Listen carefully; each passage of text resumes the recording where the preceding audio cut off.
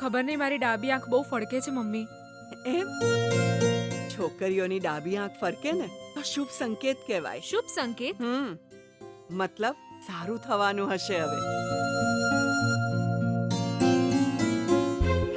પણ તારો વિજય તો તારાથી દૂર જતો રહ્યો છે.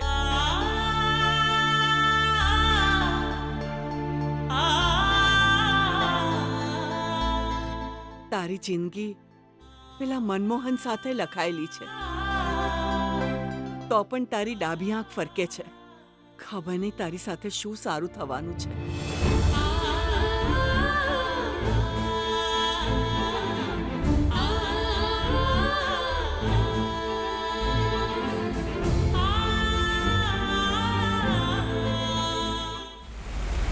ભૈલા ભૈલા ભૈલા ભૈલા હું થયું? ના ના, એ તો બેના હું તો નહીં. એ તો કાલે આપણે હું કરી શકીએ એના વિશે બધું પ્લાન કરતો હતો, એટલે હું આંખો બંધ કરીને વિચારતો હતો. સારું સારું સારું ઠીક છે. મારી જમણી આંખ ફરકી રહી છે. જમણી એટલે રાઈટ? સાચે? હા, ક્યારની ફરકી રહી છે. તો હવે વાટ લાગી. મંગલમ જય મંગલમ શુભ. બેના હવે બધું પતી ગયું, સમાપ્ત, ટાટા બાય બાય, ફિનિશ. ભૈલા, ડરેલા માણસને શું કામ વધારે ડરાવે છે? વાત શું છે એ બોલ.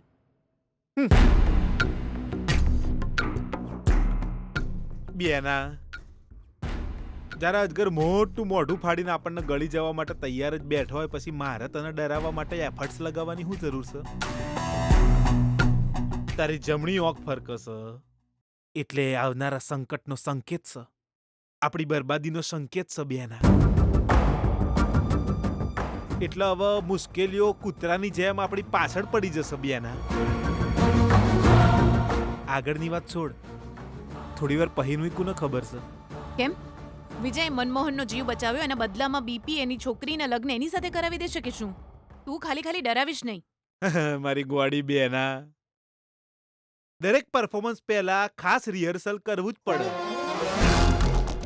આવા નાટકો શરૂ થાય પહેલા પડદા પાછળ જે નાટક હોય ને, જે રીતે સમજાવું? હા, તમે પેલો મેકઅપ કરતા પહેલા ફાઉન્ડેશન લગાડતા આવશો ને, બસ એવું. ભૈલા, આ વાતનો એ વાત સાથે શું સંબંધ છે? બહુ જ ગાઢ સંબંધ છે બેના. એક મિનિસ્ટરના દીકરાને લોઅર મિડલ ક્લાસની સોડી હાથે પ્રેમનો સંબંધ છે ને, તે માં એવું જ છે. તારા લાડકુંવર વિજયને ગીતાડી હાથે ગમે તે રીતે ગમે તે સ્થિતિમાં લગ્ન કરવા છે, એટલે એણે બહુ સમજી વિચારીને પ્લાન બનાવ્યો હશે, એવું મારું માનવું છે. તું સમજી લે.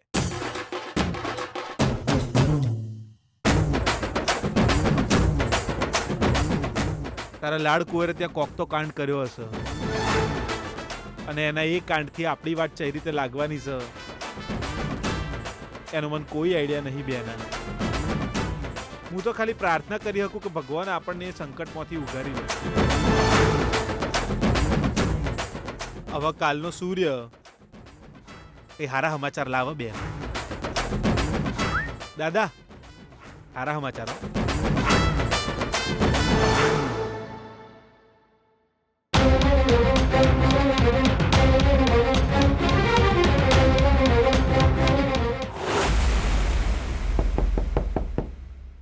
ગીતા, તારા પપ્પા આવ્યા હશે, દરવાજો ખોલ.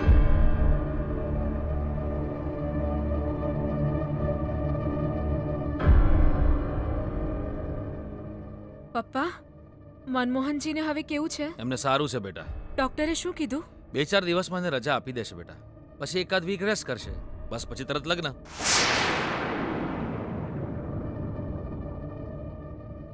જી, મનમોહનને લોહી આપીને જેમણે એનો જીવ બચાવ્યો એમને તમે મળ્યા? તમે એમને થેન્ક્સ કહ્યું? ખાલી થેન્ક્સ નથી કહ્યું, એને જોડે લઈને આવ્યો છું.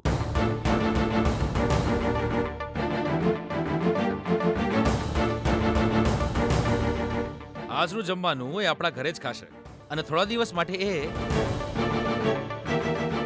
આપણા પાડોશમાં જ રહેવાનો છે, અને ગીતા અને મનમોહનના લગ્ન સુધી દરેક કામમાં મદદ કરશે, ને પછી ચૂપચાપ જતો રહેશે.